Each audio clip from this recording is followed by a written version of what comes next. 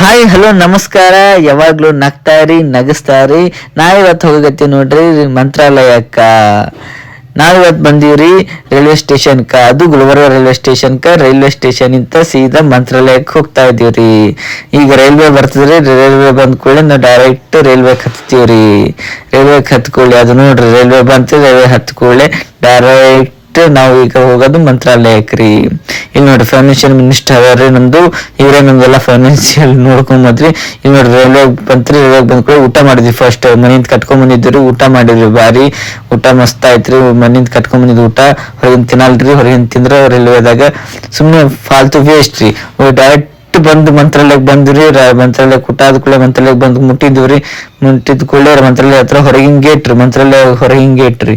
ಅಲ್ಲಿ ಹೊರಗಿನ ಗೇಟ್ ಹತ್ರ ಒಂದು ರಾಮ ಮೂರ್ತಿ ಐತ್ರಿ. ಭಾರಿ ಸುಂದರವಾಗಿತ್ರಿ. ಭಾಳ ಖುಷಿ ಆಯ್ತು ನೋಡ್ರಿ. ಫ್ಯಾಮಿಲಿ ನಿಂತದ್ರಿ ಮಂತ್ರಾಲಯ ಹತ್ರ ಹೊರಗಿನ ಗೇಟ್ ರೀ.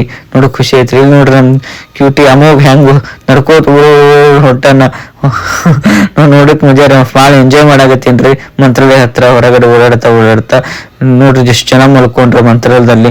ಇದು 1ನೇ ಪಾಠ ಅದ್ರಿ. 2ನೇ ಪಾಠ ಸಲ ವೇಟ್